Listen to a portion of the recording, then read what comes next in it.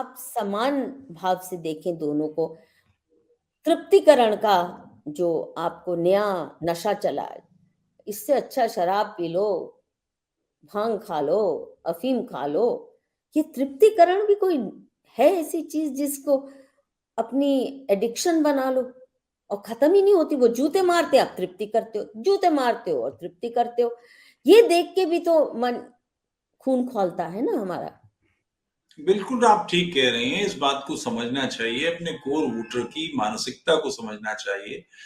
अगर उसमें एक सिस्टम बना हुआ है जो कभी विरोध नहीं करता, कभी सामने नहीं खड़े होता, आखिर इसमें बदलाव आना चाहिए। जैसे मैं दो घटनाओं से बता निवेदन करता हूँ। कुछ साल पहले मोहन भागवत दिल्ली आए थे। उनका 3 दिन का या 2 दिन का कार्यक्रम था और वो भारत भर में हुआ। उसमें उन्होंने स्टेटमेंट दिया था कि इस्लाम के बिना धर्म अधूरा है। हिंदू पब्लिक धर्म उसके पूरा है। बाद तो नहीं, वो तो ठीक है उन्होंने कहा और उन्होंने स्ट्रेटेजी के हिसाब से कहा, गलत कहा, मगर गलत तो था। सामने सुनने वाले सैकड़ों लोग बैठे थे, एक ने भी खड़े होकर नहीं कहा कि आप क्या कह रहे हैं, आपने सिद्धांत बदल लिए हैं। राष्ट्रीय स्वयंसेवक संघ हिंदुओं का संगठन है कि नहीं? 2 लाख लोगों का कार्यक्रम हुआ। मेरा पूर्ण गणवेश का सरसंघचालक का कार्यक्रम, इलाके भर के लोग इकट्ठे हुए, उसमें भी ये बात दोहराई। इस बात को सुनकर 10 लोग खड़े हो जाएं, विरोध करें इसका, उन तक नहीं पहुंच सकते। सम्मान करते हैं, लिहाज करते हैं, ठीक, तो अपने विभाग प्रचारक से बात करें, अपने प्रांत प्रचारक से बात करें, अपने क्षेत्र प्रचारक से बात करें कि भाई साहब ये हो क्या रहा है। संगठन के अधिकारी तो वो कुछ कहेंगे, लीनी करेंगे तो उनको दबोचिए, मगर ये बात ऊपर तक जानी चाहिए। अखिल भारतीय प्रतिनिधि सभा के बीच में कक्षा बैठकें होती हैं, लोग बात करते हैं, वहां चर्चा क्यों नहीं होती? सरसंघ चालक के बौद्ध के बीच में 10 लोग क्यों नहीं खड़े हुए?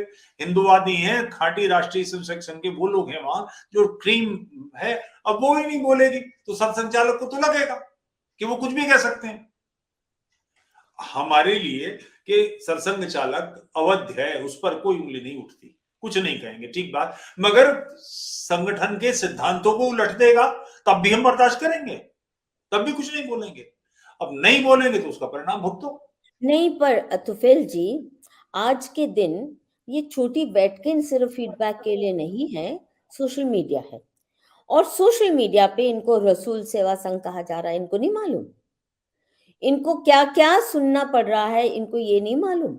पहले ये लेफ्ट की गाली खाते थे, इस्लामियों की गाली खाते थे, आज के दिन ये हिंदुओं की गाली खा रहे हैं, हिंदुओं की बददुआएं ले रहे हैं। और वो फीडबैक मुझे ये तो पक्का मालूम है, और स्वयं मोदी जी ने किसी समय मुझे बताया था कि सुबह उठ के, सुबह तड़के सवेरे जब वो सीएम थे, तो उनकी ये पूरी रूटीन थी कि उनका ऑफिस सोशल मीडिया पोस्ट उन तक पहुंचाता था, मेन जो उनको पता होनी चाहिए, and he would first attend to that. I think even before he saw the newspapers of the day, he took stock of social media posts. तो ऐसा नहीं हो सकता कि मोदी जी आज नहीं देख रहे होंगे। He is very alert. परंतु ऐसा क्या हो गया, कौन इनके कनपटी पे बंदूक रखे है, कौन इनकी गर्दन को मरोड़ रहा है, जो ऊल जलूल बातें कहलवा रहा है और ऊल जुलूल हरकतें करवा रहा है। ये कोई तो, या तो जो ग्लोबलिस्ट एजेंडा है उसका हिस्सा बन गए हैं, और विदेशी एजेंडा का हिस्सा बनने का बहुत शौक रहता है भाजपा आरएसएस में। और दूसरी एक और बात अब समझ में आने लगी है, तो फिर जी मुझे पक्का है कि आप इस बात से सहमत होंगे। आप जो बातें कह पा रहे हैं वो इसलिए क्योंकि कम से कम आप पढ़ते हैं, लिखते हैं, सुनते हैं, औरों को सुनते हैं। अगर आप अपनी चैनल चलाते हैं, 10 चैनल की खोज खबर रखते हैं आप, अगर आप केवल अपनी किताब लिखते नहीं हैं, बहुतों की पढ़ते हैं। आरएसएस में, बीजेपी में पढ़ने का कल्चर है ही नहीं। और मुझे लगता है कि बिना पढ़े लिखे लोग जब देश के शासन में आ जाएं, वो कल्चर ही नहीं है पढ़ने का। और शायद ये एक कमजोरी शायद हमारे प्रधानमंत्री जी की भी है। तो ये हमें अब बहुत अखर रहा है, बहुत अखर रहा है कि कोई भी ब्रीफिंग कर दे, क्योंकि आपने स्वयं पढ़ना नहीं। अली सिन्हा की किताब ही एक पढ़ लें और कुछ न पढ़ें, चलो रामायण आपने नहीं पढ़ी, अगर महाभारत नहीं पढ़ी, शास्त्र नहीं पढ़े, वेद नहीं पढ़े, पुराण नहीं पढ़े, कोई बात नहीं, हम माफ, सब माफ।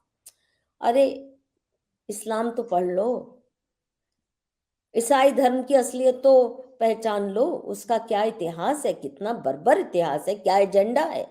प्लांटिंग चर्चेस का जो सारा एजेंडा है, उसके बारे में इनको खोज खबर ही नहीं है। अफगानिस्तान में भेज रहे हैं मदद, सीरिया में भेज रहे हैं, मतलब पाकिस्तान में कुछ आपदा आती, इन्होंने, हाँ याद आया, कितना दहाड़ के मोदी जी बोलते थे कि खून और पानी एक साथ नहीं बह सकता। वो इंडस रिवर ट्रीटी को हम रद्द कर देंगे, हम वो पानी अपने खेतों में देंगे। पंजाब और हरियाणा लड़ मर रहे हैं पानी के लिए, वहां वो इंडस रिवर का वाटर आप डायरेक्ट कर सकते हैं। कितना दहाड़े थे। अभी क्या कर रहे हैं, वहां फ्लड आते हैं तो मोदी जी रोने लगते हैं, पहुंचा देते हैं, कुछ भी चाहिए मदद हमसे, जो मर्जी, वो जूते मारते हैं, आप फिर लेते हैं। आपके खिलाफ दुनिया भर में ढिंडोरा पीटते हैं, आपको दुनिया भर में फासिस्ट सिद्ध करते हैं, अब फिर भी मदद करते हैं। कम से कम इतनी तो सुबुद्धि होनी चाहिए। देश के पैसे से, आप अपने जेब से नहीं कर रहे, एक पैसा भी दे रहे हैं, हमारे टैक्स पेयर का पैसा है जिससे आप ये अपने नौटंकियां चला रहे हैं सद्भावना की, और इससे खून खौलता है हमारा। इस देश में लोग भूखे मर जाएं और हिंदुओं के लिए वो भूखा मरे, इनको कोई चिंता नहीं होती। इनके आंसू कब निकलते हैं मोदी जी के, उसकी पूरी एक, मुझे लगता है कि उसके ऊपर पूरी एक रामायण लिखी जा सकती है, मतलब एक ग्रंथ लिखा जा सकता है, मोदी जी के आंसू कब कब बहे। तो ये एक लिमिट से बाहर की बात होती जा रही है। अब झेला नहीं जाता, झेला ही नहीं जाता। मैं सुबह अखबार नहीं खोलती हूँ क्योंकि सारा दिन बिगड़ जाता है।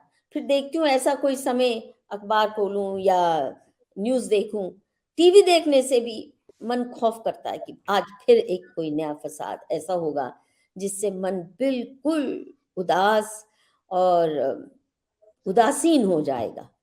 कैसे हम अपना मनोबल बनाए हुए हैं। I am telling you, this has been the darkest period of my life. I really feel कि काले बादलों के अंधकार ने मेरे जीवन को घेर लिया, ऐसा कभी नहीं हुआ था। I have always been very positive at the worst of times. पर ये 2014 के बाद का जो काल है, आई थिंक इट्स ऑनेस्टली, इतने शॉक्स मिले हैं कि एक मायने में अच्छा है, शॉक प्रूफ हो गए। पर इतना डिप्रेशन मैंने कभी नहीं झेला except over my mother's death. मैं कह रही हूँ, एक तरफ वो और एक तरफ भाजपा सरकार की आए दिन की मास्टर स्ट्रोक्स जो हैं, फुलझड़ियां जो चलाते हैं, ऑनेस्टली वेरी डिप्रेसिंग। अब नहीं झेला जाता। आप पहुंचाइए बात, कम से कम आपकी तो आवाज सुनेंगे। आप तो उनके अपने हितैषी हैं, चलो हम ना सही, हालांकि इनके लिए मैं बहुत लड़ी हूँ, लिखित में बहुत कुछ इनके बचाव में लिखा है, और इसलिए मेरा हक है, because I proved my goodwill to the organisation. Ratan Sharda ji ने कहा मेरी आरएसएस की किताब है, इसके ऊपर आप इंट्रोडक्शन लिख दीजिए। तब तक आरएसएस के प्रति कोई अच्छे विचार किसी के भी नहीं थे। I did so. ऐसे ही और भी लिखित में, ट्विटर पे, सोशल मीडिया पे, लेक्चर्स में, कितनी जगह दुश्मन बनाए हमने। हक बनता है हमारा सवाल जवाब करने का। हम कोई आपके दुश्मन भाव से क्रिटिक नहीं बने हैं। This is just not acceptable. ठीक बात है, और ये चीज होनी ही चाहिए। मुझे ध्यान पड़ता है एक संघ के वरिष्ठ अधिकारी, वरिष्ठ कार्यकर्ता जो पांचजन में लिखते रहे, बाद में पहले संपादक भी रहे पांचजन के, उनके पास बात हो रही थी, हम कई लोग बैठे थे, तो किसी व्यक्ति का जिक्र आया, तो उन्होंने कहा कि किसी ने कहा कि वो तो संघ के आलोचक हैं। उन्होंने तीखेपन से देखा, फिर बोले, आलोचना करने के लिए शत्रुओं की आवश्यकता है क्या? अपने लोग आलोचना नहीं करेंगे तो हम बदलाव कैसे लाएंगे? तो ये एक है समस्या कि पढ़ते नहीं है, अध्ययन नहीं करते, और उसका नतीजा है कि कोई भी ऐसी बड़ी बात जो जीवन को, संगठन के जीवन को मजबूती देती है, एक्सेप्टेंस बढ़ाती है, वो सारे काम करने के लिए जिस प्रकार के लोग चाहिए वो नहीं है। और मैं समझ सकता हूं कि किसी राजनीतिक दल के पास या उसके अधिकारियों के पास इतना समय नहीं होता कि वो अध्ययन करें। तो इसके लिए फिर विद्वान होते हैं जो स्ट्रेटेजी प्लान करते हैं, उनको बैठाओ, उनसे स्ट्रेटेजी प्लान कराओ। यहां उल्टा है, ये स्ट्रेटेजी जो प्लान करने वाले क्षमता के लोग हैं उनको गाइडेंस देने के लिए तैयार हैं कि वो गाइड करेंगे ऐसा होना चाहिए। तो इसका कारण है कि ये समस्या है, और इसके वजह से बहुत जल्दी से लोगों का मोह भंग हो रहा है।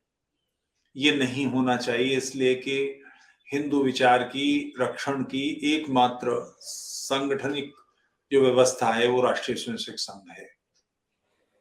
उसके लोगों में, उसके हितैषियों में, उसके अच्छे लोगों में जो उसके प्रति बहुत सद्भाव रखते हैं, उनमें मोह भंग की स्थिति आ रही है। बुरी बात है, क्योंकि फिर जो हिंदू विचार के संगठन है, हिंदू महासभा नष्ट हो चुकी है, आर्य समाज भी लगभग समाप्त प्राय है। यही है जिसकी जड़ें हैं दूर तक फैली हैं, और इसकी जड़ों में जो भी लोग हैं, यानी नीचे के स्तर पर, वो सारे वही लोग हैं जो मेरी मानसिकता है, जो आपकी मानसिकता है, यह राष्ट्र के पक्ष की मानसिकता है।